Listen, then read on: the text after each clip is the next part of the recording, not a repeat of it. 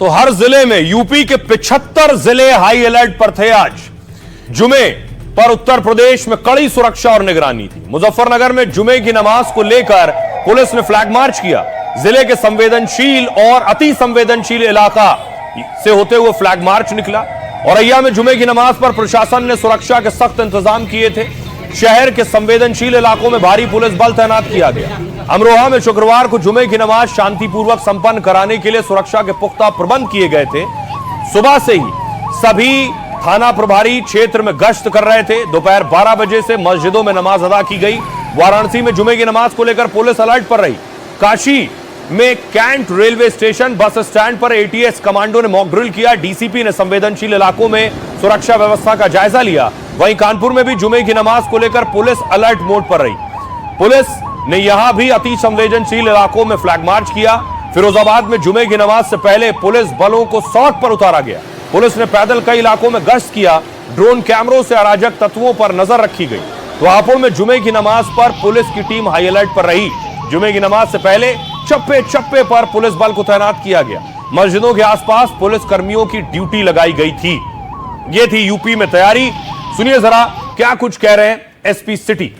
करके जेल भेजे गए हैं। उनके नाम इस प्रकार हैं। एक हैं मुनीर इदरसी, जो कि मौलाना तौकीर रजा की पार्टी के मीडिया प्रभारी हैं। और इसी व्यक्ति ने जो पिछले शुक्रवार को मौलाना तौकीर रजा की एक बाइट जो आई थी, उसको बनाने में, उसको प्रसारित करने में, अलग अलग ग्रुप्स में भेजने में इसकी बहुत महत्वपूर्ण भूमिका थी। ये कोर कमेटी का मेंबर है। और इसके अतिरिक्त एक और व्यक्ति को गिरफ्तार किया गया है। इसका नाम फैजान सकलैनी है, जो आजमनगर, जो कोतवाली थाना क्षेत्र में आता है, वहाँ पर पुलिस के ऊपर पथराव हुआ था, फायरिंग की घटना हुई थी और कई आपत्तिजनक नारे भी लगाए गए थे। इसके पीछे फैजान सकलैनी का हाथ था। इसको भी आज जेल भेजा गया है। टोटल गिरफ्तारियां 83 हैं। और अब मैं आपको बताऊं कि आखिर इसके अलावा क्या एक्शन हुआ है। बरेली में क्या एक्शन हुआ है, तस्वीर देखिए जरा। अगली तस्वीर दिखाइए कि बरेली में जो कार्रवाई हुई है उससे पता चलता है कि अभी भी पुलिस पूरी तरह से सक्रिय है। ये एक शख्स जो गिरफ्तारी के बाद माफी मांग रहा है।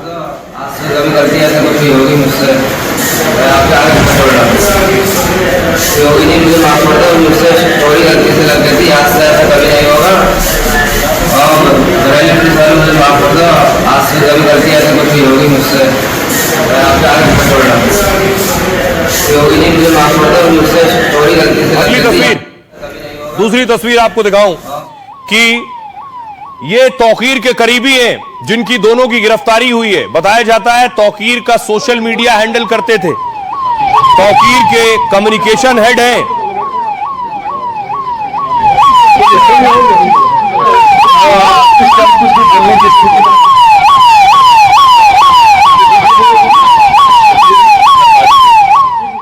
अब देखिए तौकीर जिस बिल्डिंग में रुका उस बिल्डिंग पर एक्शन होने जा रहा है। तौकीर यहीं रह रहे थे अपने करीबी के पास। इस पे बुलडोजर चलेगा और सील होगी। मौलाना तौकीर के करीबी के घर बुलडोजर चल सकता है। हिंसा वाले दिन मौलाना तौकीर फरहत के इसी घर में मौजूद था। मकान को सील करने के बाद इस पर बुलडोजर चल सकता है। तौकीर के करीबी फरहत का 3 मंजिला मकान अवैध बताया जा रहा है। 120 वर्ग मीटर प्लॉट पर बिना अनुमति निर्माण का आरोप है। सीलिंग कार्रवाई के दौरान ड्रोन से पूरे क्षेत्र की निगरानी हुई। यह कार्रवाई अवैध निर्माण के खिलाफ की जा रही। फरहत के मकान को खाली करने का नोटिस दिया गया था। दशहरे से पहले 100 से अधिक संपत्तियां चिन्हित की गई जहां सीलिंग के बाद बुलडोजर एक्शन की कार्रवाई हो सकती है। इसको लेकर फरहत के परिवार को भी नोटिस भेजा गया था। 3 अक्टूबर से पहले मकान को खाली करने का निर्देश था, लेकिन 2 अक्टूबर तक परिवार ने मकान खाली नहीं किया था। परिवार ने बुलडोजर एक्शन न करने की गुहार लगाई। सुनिए जरा अब इन सारी तस्वीरों पर मुस्लिम धर्मगुरु क्या कह रहे हैं वो सुनिए जरा। और किसी भी धरना प्रदर्शन एजिटेशन का हिस्सा न बने। कोई अगर बुलाता है, बहकाता है, चाहे व्यक्ति हो या संगठन हो, उसके बुलावे बहकावे पे न जाएं। अमन शांति बनाए रखें। घूम रहा हूँ, बराबर लोगों को समझा रहा हूँ, मस्जिद के इमामों को भी बता रहा हूँ, अमन शांति है, सुकून है। किसी तरीके से कहीं लॉ एंड ऑर्डर ठीक रहेगा। यह सारे लोगों पर होना चाहिए, पूरे प्रदेश के लोगों पर होना चाहिए। जो भी उपद्रवी किस्म के जो शरारती तत्व हैं उनके ऊपर भी कार्रवाई होनी चाहिए। अकेले एक समुदाय, एक कम्युनिटी के ऊपर अगर आप पूरा लॉ एंड ऑर्डर की अगर ताकत दिखाना चाहेंगे तो क्या सुरक्षित रहेगा लॉ एंड ऑर्डर? उससे ठीक रहेगा? आपको लगता है ऐसा? मुझे नहीं लगता। देखिए मुसलमान ताकत का और नाम का इस्तेमाल सही तरीके पर हो तब वो ठीक होता है। तो यहाँ जिस तरह के हालात पिछले दिनों में बने तो ये एक फितने की शक्ल ले रहा था, समाज में फसाद फैलने को था। तो शांति व्यवस्था कायम करने के लिए प्रशासन की कार्रवाई ये बेहतर है। और हम सरकार का कोई मजहब नहीं होता, लिहाजा अगर किसी समुदाय के मन में ये शक और शुबा पैदा हो कि उनके साथ सरकार मजहब की बुनियाद पर भेदभाव कर रही है, तो ये सरकार की जिम्मेदारी है कि वो इस बात को इंश्योर करे कि वो संविधान पर कितना पालन करती है और संविधान को कितना फॉलो करती है, कि कहीं लॉ एंड ऑर्डर के नाम पर किसी समुदाय का उत्पीड़न या शोषण तो नहीं किया जा रहा। बरेली के बाद आपको लिए चलता हूं संभल, दूसरा सेंसिटिव जोन है। वहां भी इससे पहले बवाल हो चुका है, आपको याद होगा। संभल में देखिए जुमे की नमाज हुई। ये वही मस्जिद है जिस पर कल हथौड़ा चल रहा था। खुद मस्जिद कमेटी के लोग अवैध हिस्से को गिरा रहे थे। वहां भी बाकायदा आज शुक्रवार की नमाज हुई।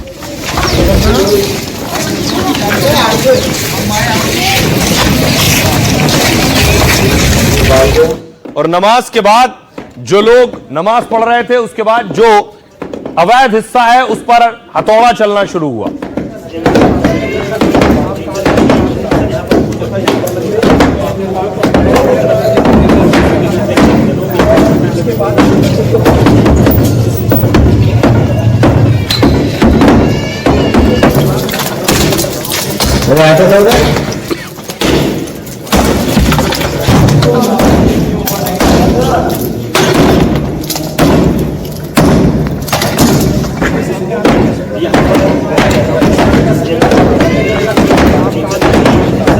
ये जो मस्जिद है, दरअसल दावा यह है कि यह मस्जिद ग्राम समाज की जमीन पर बनी है, इसलिए इसके जो अवैध निर्माण है उसे हटाया जा रहा है। संभल मस्जिद में यह याचिका कोर्ट पहुंच गई है, इलाहाबाद हाईकोर्ट। मुस्लिम पक्ष ने हाईकोर्ट में अर्जेंट याचिका लगाई है।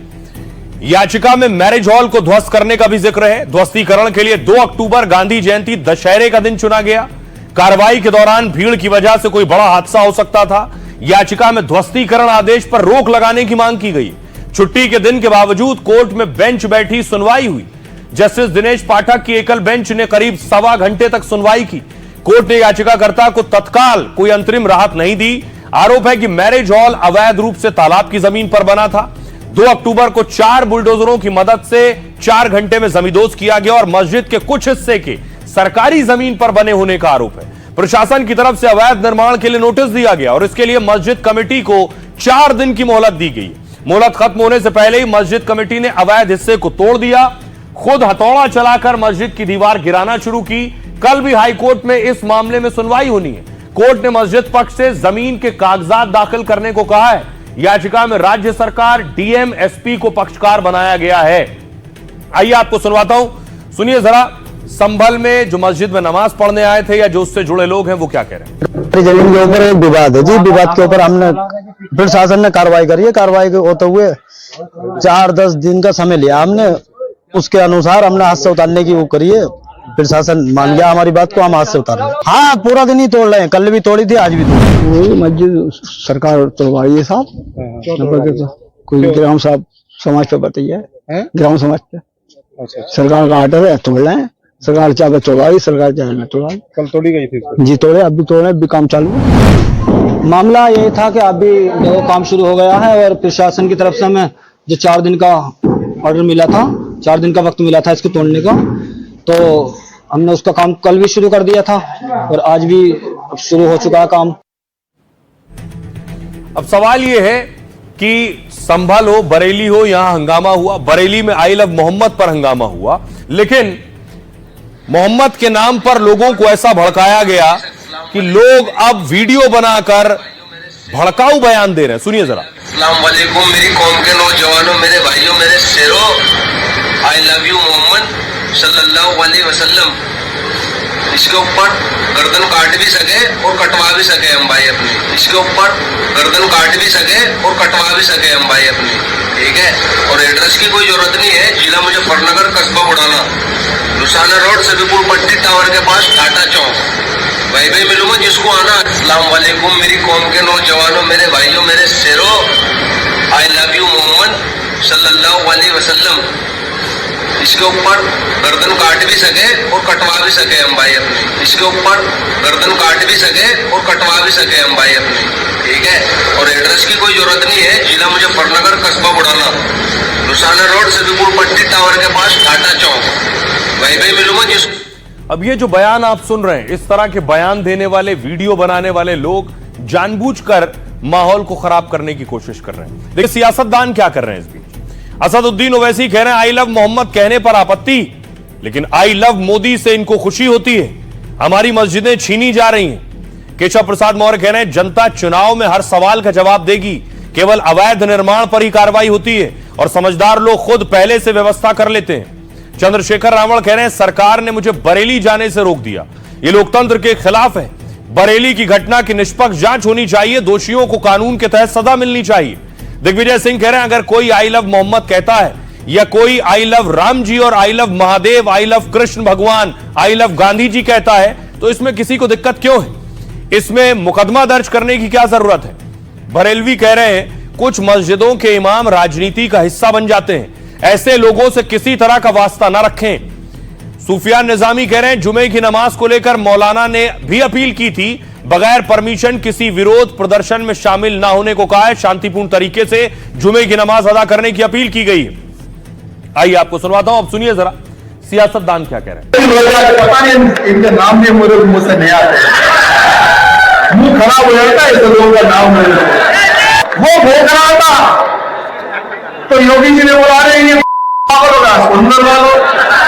महाराष्ट्र में भीड़ में भोग रहा था, वो कहने लगा कि हे योगी अगर तू यहाँ आ जाए तो हम तुझे दफन कर देंगे। अब पता नहीं वो कहाँ दफन हो। मोहम्मद ऐसा कहा, अच्छी बात, क्या बुराई, कोई बुराई नहीं। लेकिन ये जो पाछे से तुमने बयान दिए ना कि सर तन से जुदा कर देंगे, इससे हमें दिक्कत है। अपने ईश्वर को मानो, जो पद्धति है करो, हमको दिक्कत नहीं है, लेकिन तुम हिंदुओं को या हिंदुओं के त्योहारों को टारगेट नहीं कर सकते। अफवाह फैलाना, झूठ बोलना, नफरत फैलाना, दंगा फसाद कराना, यही उनका चाल है और यही चरित्र है। उसी तरह पर हेट का हारा हंगामा और हुड़दंग करने में लगे हुए हैं। उनको भी समझना चाहिए कि जो उनका नेतृत्व कर रहे हैं जो लोग, न वो मुल्क के हितैषी हैं, न मजहब के हितैषी हैं और न मानवता के हितैषी।